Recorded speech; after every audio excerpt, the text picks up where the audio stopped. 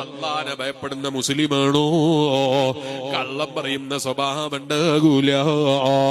വയത് കേൾക്കുന്ന ഉമ്മമാരെ, എത്ര കൈപ്പുള്ളതാണെങ്കിൽ പോലും മക്കളോട് കളവ് പറയരുത് കേട്ടോ.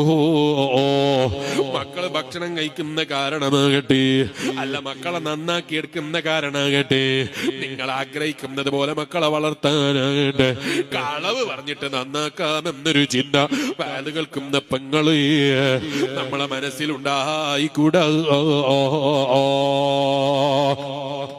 ഞാൻ മുമ്പ് എവിടെയോ പ്രസംഗിക്കുമ്പോ പറഞ്ഞിരുന്നു, ചില ഉമ്മാരുണ്ട് മക്കളോട് പച്ച കള്ളത്തരം പറയും. അണ്ണാച്ചി വരുന്നുണ്ട്, ഞാൻ നിന്നെ അണ്ണാച്ചിക്ക് കൊടുക്കും. സ്വപ്നത്തിൽ പോലും അണ്ണാച്ചിക്ക് കൊടുക്കാൻ ഇഷ്ടപ്പെടാത്ത ഉമ്മ ഈ കളവ് പറയാണ്. ഒരാ പോലീസ് വരുന്നുണ്ട്, എന്തിന് കഞ്ഞി കുടിക്കാത്തതിന്റെ പേരിൽ. പോലീസുകാർക്ക് നാട്ടിലെടുക്കുന്ന പ്രശ്നം തന്നെ നോക്കാൻ നേരം കിട്ടുന്നില്ല. അപ്പോഴല്ലേ നിന്റെ മോൻ കഞ്ഞി കുടിക്കാത്തതിന്റെ പേരിൽ വീട്ടിൽ വന്നിട്ട് ഭീഷണിപ്പെടുത്തല്.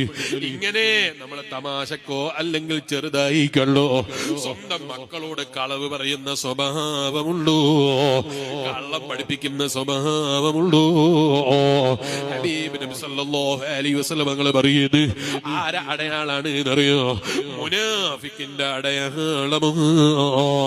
കള്ളം പറയുന്ന സ്വഭാവം മുനാഫിക്കിന്റെ അടയാളമോ. റബ്ബ് നമ്മളെ കാത്ത് രക്ഷിക്കട്ടെ. വയത് കേൾക്കുന്ന ഉമ്മ, വയത് കേൾക്കുന്ന പെങ്ങളെ, നമ്മളെ വിവരക്കേട് കൊണ്ടോ ചിന്തക്കുറവുകൊണ്ടോ നമ്മളെ സ്വന്തം മക്കളോട് കള്ളം പറയുന്നവരാൽ അവർ കളവിനെ ചെറുതായി കാണുന്നവരായി, കളവിനെ നിസാരമായി കാണുന്നവരായി, കളവര് വില കൽപ്പിക്കാത്തതായി തെറ്റായി കാണുന്നവരായി മാറിപ്പോയാൽ, അവർ കള്ളത്തിനത്തിന് കൂട്ടുനിൽക്കുന്നവരായാൽ, കളവിന് വേണ്ടി സംസാരിക്കുന്നവരായാൽ, റബ്ബ് നമ്മളെയും മക്കളെയും ഇഷ്ടപ്പെടുന്നവരെയും കാത്തിരക്ഷിക്കട്ടെ. വിരല് കടിച്ചിട്ട് കാര്യം ഉണ്ടാകൂല.